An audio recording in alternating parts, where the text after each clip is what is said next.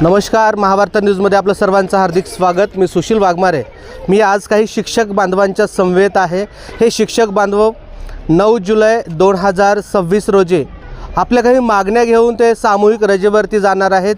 त्यांच्या मागण्या काय आहेत हे जाणून घेण्यासाठी आज आपण थेट त्यांच्यापर्यंत पोहोचलेलो आहोत। त्यांच्या भावना काय आहेत हे आपण या ठिकाणी जाणून घेऊया, त्यांच्या मागण्या काय आहेत हे आपण या ठिकाणी जाणून घेऊया।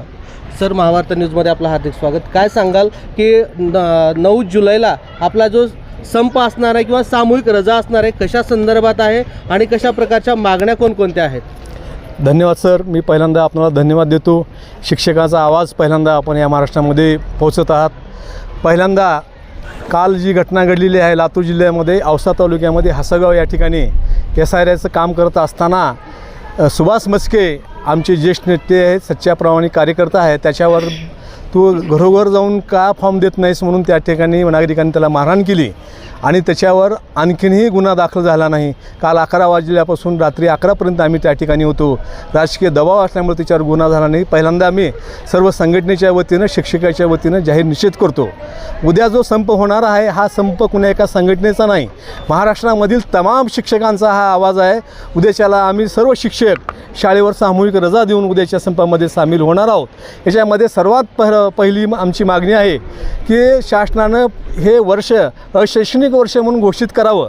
सध्या SIRच्या कामामध्ये शिक्षक 2 महिने जरी काम केलं तरी संपणार नाही आणि अनेक ठिकाणी झिरो शिक्षक शाळेवर आहेत।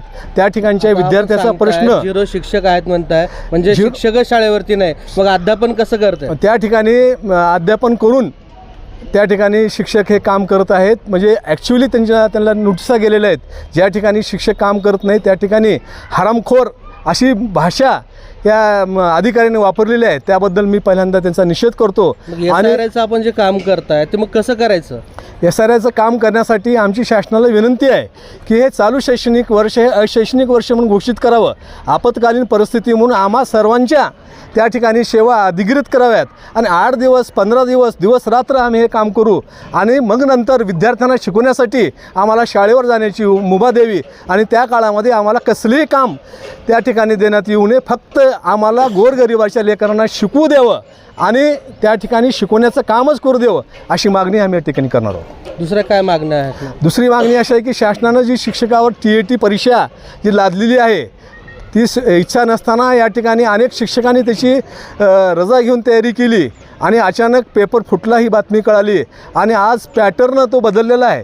पहिला ऑफलाईनमध्ये आमची परीक्षा होती, आज IBSकडे तो पॅटर्न आमच्याकडे आलेला आहे। त्यामुळं सध्या 2 महिने SIRचं काम आहे आणि पुढे हा पॅटर्न बदलला असल्यामुळं कमीत कमी आम्हाला 6 महिने तरी ही परीक्षा पुढे ढकलावी आणि सर्व शिक्षकांना 2 महिन्याची रजा देऊन त्या ठिकाणी आम्हाला परीक्षेला जाण्याची मुभा देण्यात यावी। निश्चितपणे हे प्राथमिक शिक्षक आहेत। प्राथमिक शिक्षकांना शिकवण्यासाठी हे खालचे वर्ग दिलेले असतात आणि अशा परिस्थितीमध्ये परीक्षा आपण पाहिली गेली तर परीक्षाचा पेपर किती कठीण पातळीचा आहे हे सर्वांना माहिती आहे आणि अशा परिस्थितीमध्ये हे सर्व चालू असताना पेपर फुटतात, नेते फुटतात आणि पक्ष फुटतात। अशा परिस्थितीमध्ये शिक्षकांनी फुटलेल्या पेपरचं करायचं काय हे अशा प्रकारची या ठिकाणी खंत आहे आणि शिक्षकांना या ठिकाणी मुभा देण्यात यावी अशी मागणी या ठिकाणी केली जात आहे। सर, काय सांगाल की खरंच शिक्षकांना मुभा देणं योग्य असणार आहे का?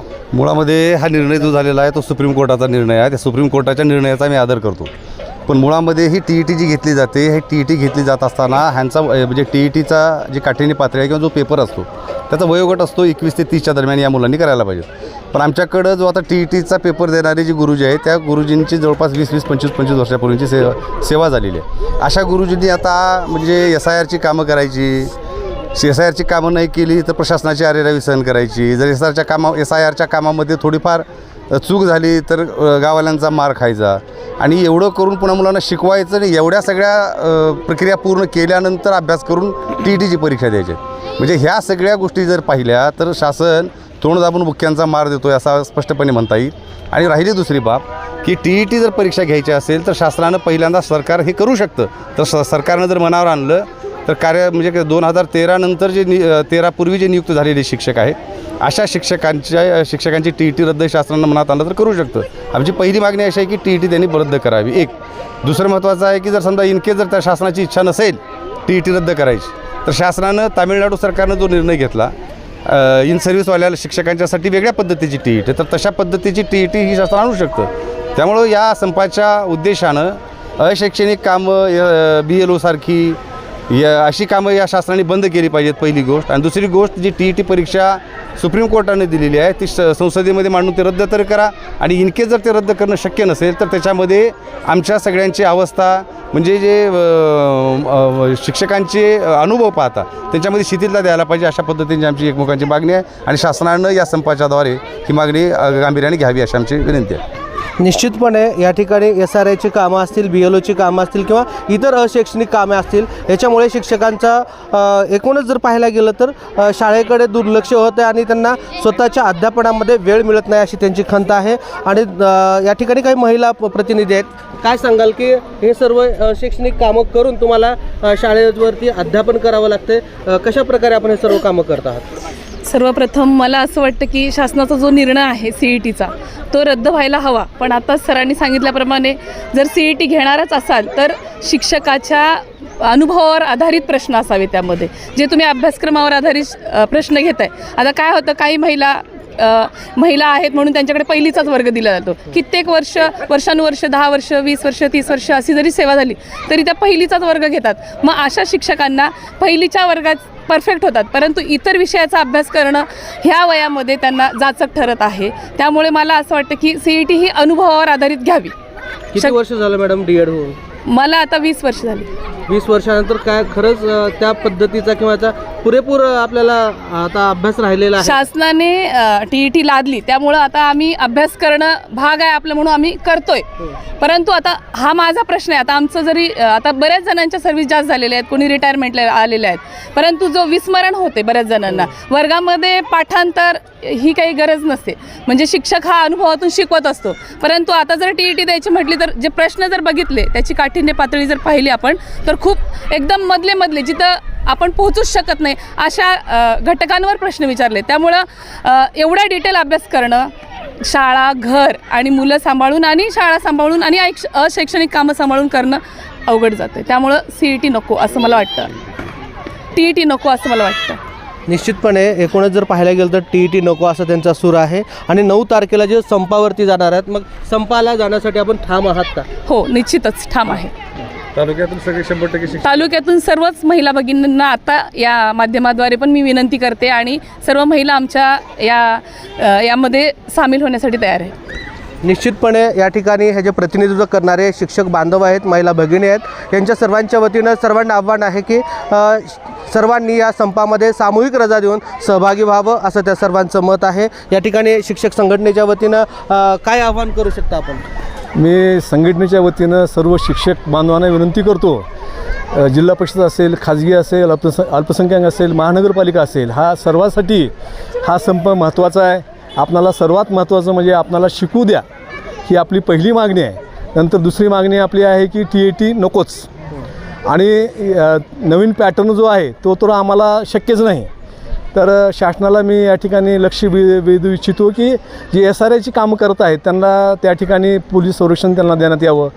मागे आपण बघितलं आहे उन्हाळ्यामध्ये अनेक घटना घडल्या की हे काम करत असताना, जनगणनेचं काम करत असताना अनेकाचा अपघाती मृत्यू झाला. तर त्यांना जी शासनाची मदत आहे ती मदत आणखीन मिळालेली नाही. तर त्यांच्या कुटुंब आज उड्यावर आहे. तर त्या कुटुंबाला मदत करणं हे शासनाचं काम आहे. आम्हाला काम तर आम्ही करतोच, बरं ह्या काम करत असताना आम्हाला संरक्षण देणं ही शासनाची जबाबदारी आहे.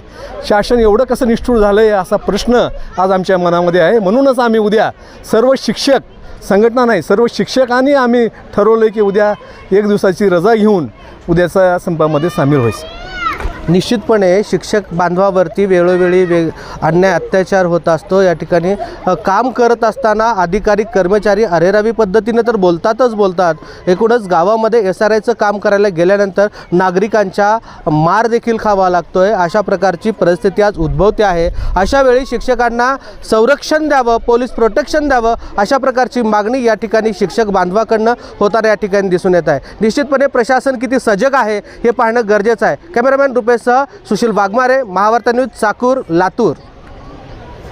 तर थँक्यू. शिक्षक एकजुटीचा शिक्षक एकजुटीचा शिक्षक एकजुटीचा हम सब हम सब बीएटी परीक्षा रद्द बीएटी परीक्षा रद्द आम्हाला फक्त आम्हाला फक्त शिकू द्या